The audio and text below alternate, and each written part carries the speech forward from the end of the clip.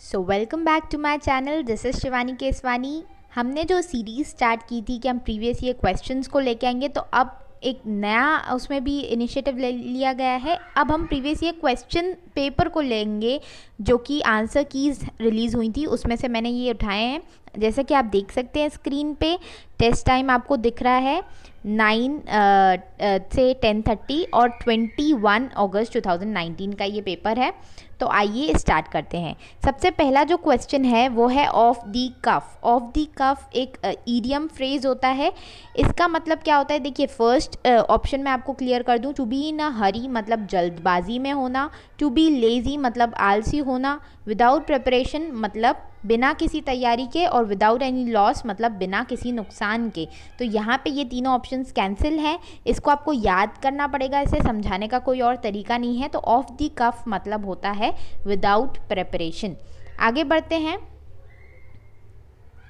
आगे बढ़ते हैं। नेक्स्ट है वेलफेयर की स्पेलिंग हमें चूज़ करनी है। तो इसमें से करेक्ट स्पेलिंग आपको दिख रही है, फर्स्ट ऑप्शन करेक्ट है।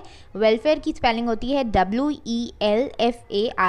तो ये मिसस्पेल्ड वाले सेक्शन से पूछा गया क्वेश्चन। नेक्स्ट क्वेश्चन है identify the segment in the sentence which contains the grammatical error, मतलब हमें एरर डिटेक्ट करना है। Diksha has been in a grumpy mood, मतलब दीक्षा बहुत ही बुरे मूड में थी। फ्रॉम शी गॉट अप, जब से वो उठी है। तो यहाँ पे थोड़ी सी गड़बड़ फ्रॉम शी गॉट अप में लग रही है, अगर आप देख पा रहे हैं तो।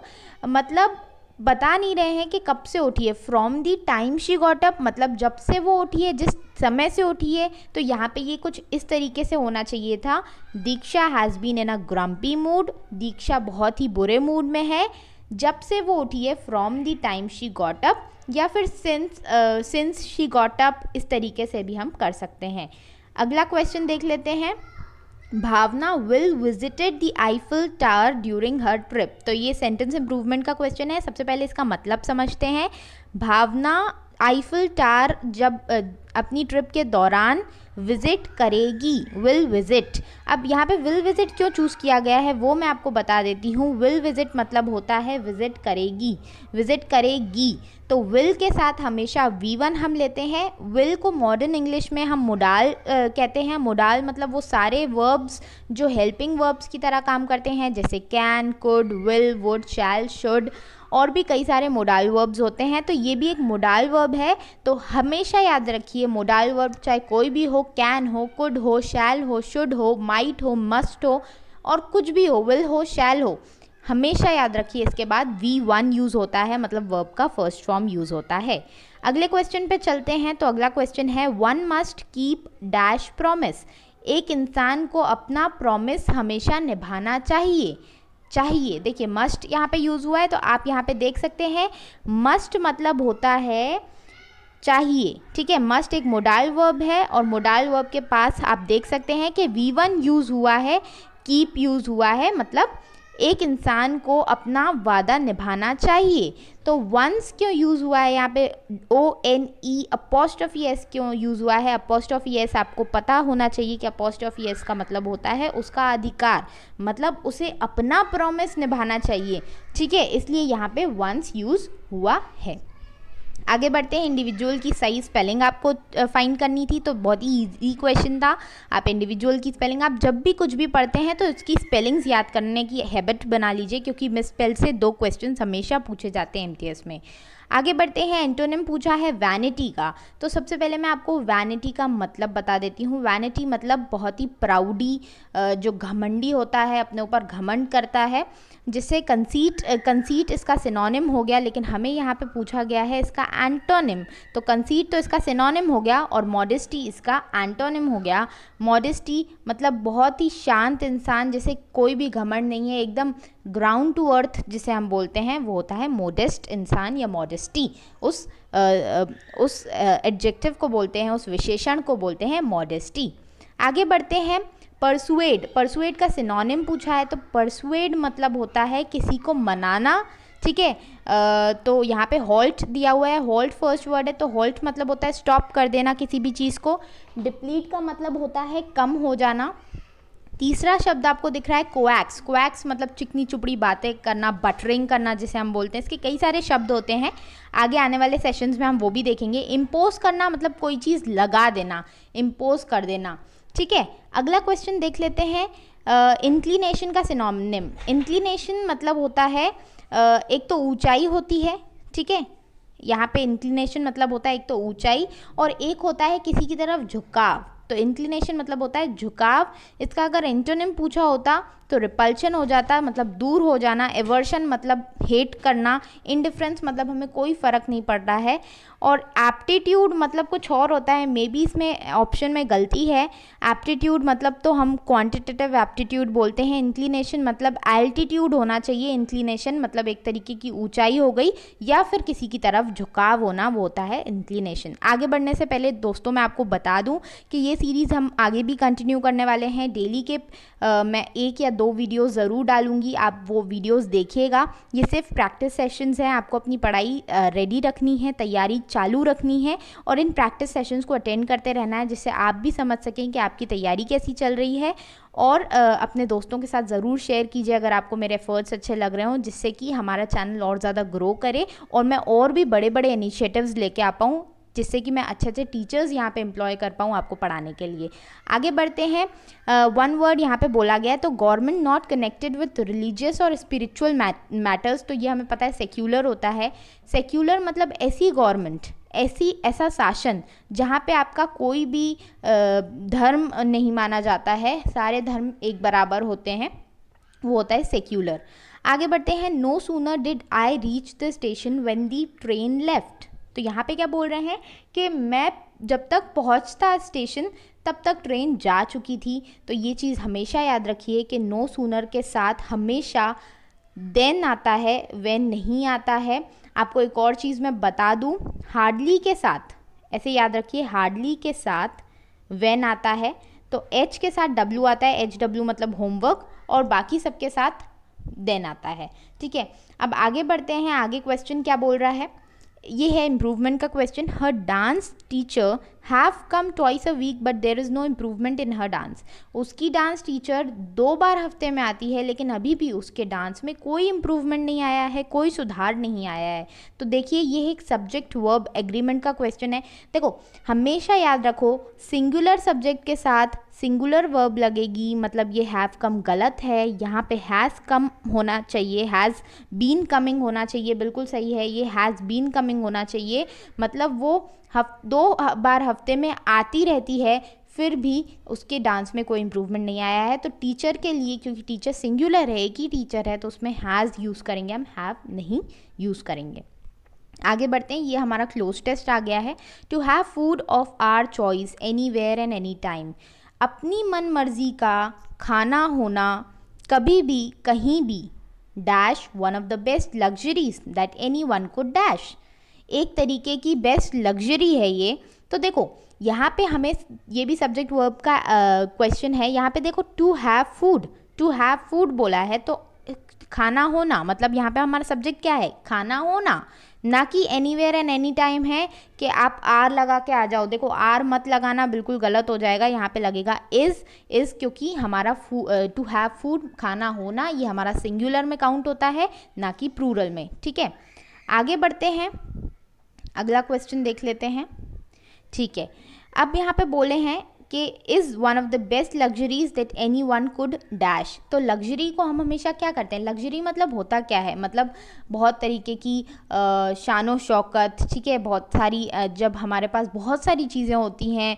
अभी तो हमारे पास कुछ भी नहीं है, बट आगे आने वाले टाइम पे जब आप सबके पास जॉब्स होंगी, जब आप सब कोई ना कोई ऑफिसर बन जाएंगे, किसी न किसी कैडर में चले जाएंगे, तो आपके पास भी लग्जरीज होंगी। तो लग्जरीज मतलब बहुत सारी चीज़ें होना, बहुत सारी शानो शौकत होना और बहुत सारी चीज़ें होना। तो उन लग्जरीज को हम क्या करेंगे, इंजॉय करेंगे, इसलिए यहाँ पे हम इंजॉय यूज़ करेंगे वर्ड।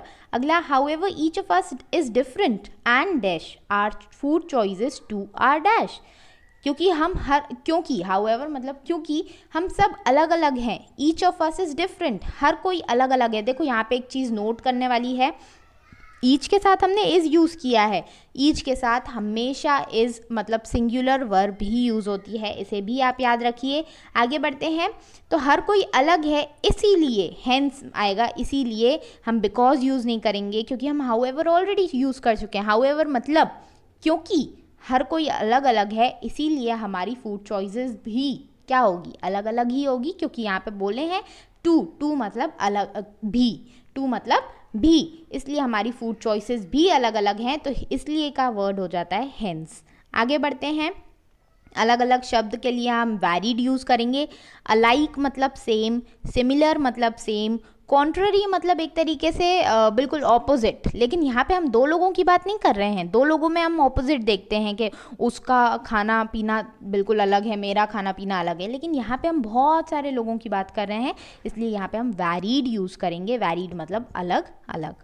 आगे बढ़ते हैं, आगे क्वेश्चन है आपका, are varied with travel becoming accessible for all, क्योंकि घूमना फिरना ट्रैवलिंग करना ये हर किसी के लिए एक्सेसिबल है। एक्सेसिबल मतलब हर कोई अब घूम फिर सकता है। Tour operators work dash providing the most homely experience, इसलिए टूर ऑपरेटर्स बहुत अच्छे से काम कर रहे हैं कि जिससे कि वो अपने जो कस्टमर्स हैं उनको बेस्ट एक्सपीरियंस दे पाएँ, कि उनके कस्टमर्स कहीं भी जाएं, दुनिया के किसी भी कोने में जाएं, उनको ऐसा लगे कि वो भी उनका घर है। तो यहाँ पे टुवर्ड्स आएगा, towards providing the most homely experience, मतलब उस तरफ काम कर रहे हो। टुवर्ड्स का मतलब मैं आपको बता देती हूँ, टुवर्ड्स एक प्रिपोजिशन है, प्रिपोजिशन है, टुवर्ड्स को बोलते हैं उस तरफ। आई एम वॉकिंग टुवर्ड्स दिल्ली, मतलब मैं दिल्ली की तरफ जा रही हूँ, दिल्ली नहीं जा रही हूँ। अगर मैं बोलती मैं दिल्ली जा रही हूँ, I am walking to Delhi, Delhi जा रही हूँ मैं, और अगर मैं दिल्ली की तरफ जा रही हूँ बोलती तो टुवर्ड्स यूज़ होता। तो यहाँ पे आपको क्वेश्चन समझ में आ गया।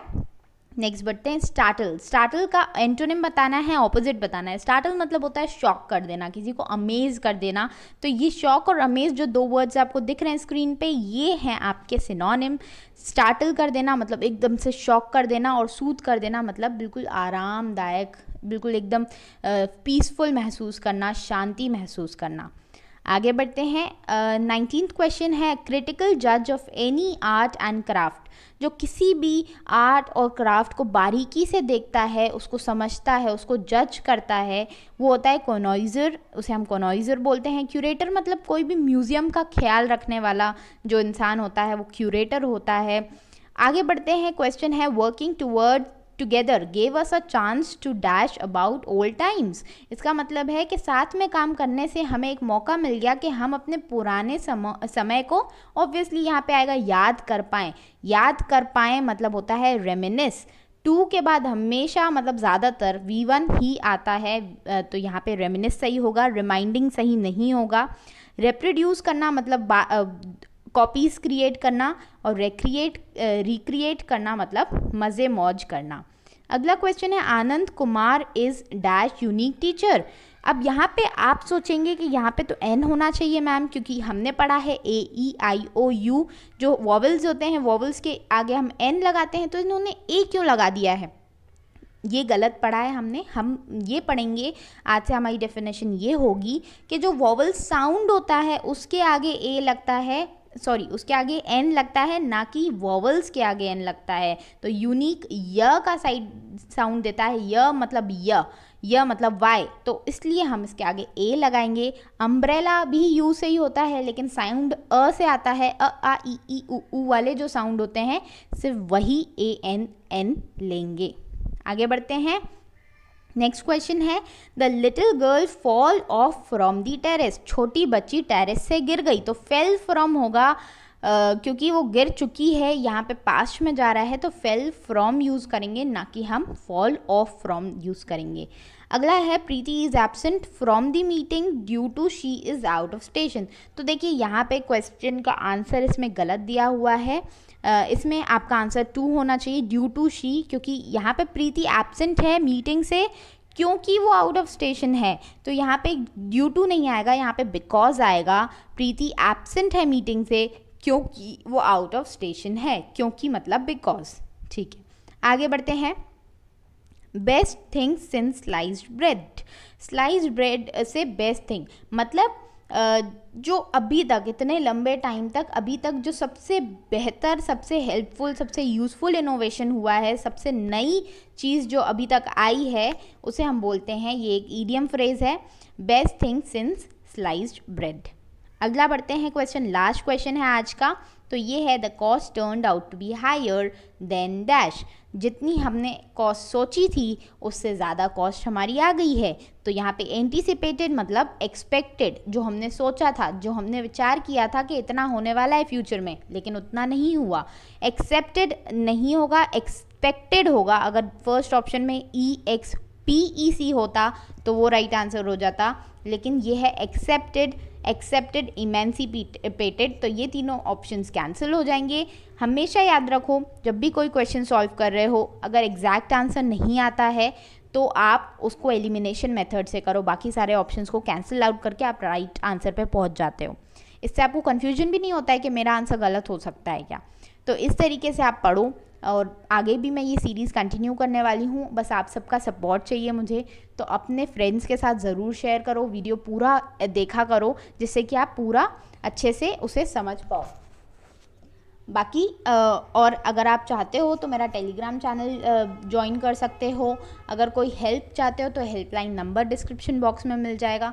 बाकी ये जो प्रीवियस ये क्वेश्चंस है ये आपको कहाँ से मिलेंगे तो मैं वो भी बता देती हूँ आपको। किरण पब्लिकेशंस की बुक परचेज कर सकते हो, उसका लिंक भी आपको डिस्क्रिप्शन में मिल जाएगा, जाके वहाँ से परचेज़ कर लो अगर नहीं है आपके पास, क्योंकि ये बुक बहुत ही इंपॉर्टेंट है। उसमें सारे क्वेश्चंस एक साथ मिल जाएंगे और आप उनको प्रैक्टिस कर पाओगे। बाकी प्रैक्टिस मैं कराती रहती हूँ, तो अपने सब्जेक्ट्स को कंप्लीट करो और बाकी प्रैक्टिस मैं ही करा दूंगी, उसकी टेंशन आप मुझ पे छोड़ दो, ठीक है। बाकी सारे सब्जेक्ट्स भी हम लेके आएंगे, लेकिन बस क्योंकि हमारे पास स्टूडेंट्स की अभी कमी है, थोड़े ज़्यादा स्टूडेंट्स आने लग जाएं तो फिर आप बोलोगे तो ज़रूर मैं मैथ्स भी पढ़ाऊँगी, रीजनिंग भी पढ़ाऊँगी और जीके भी पढ़ाऊँगी। थैंक यू, और चैनल को सब्सक्राइब ज़रूर कीजिए, और थैंक यू, बाय बाय।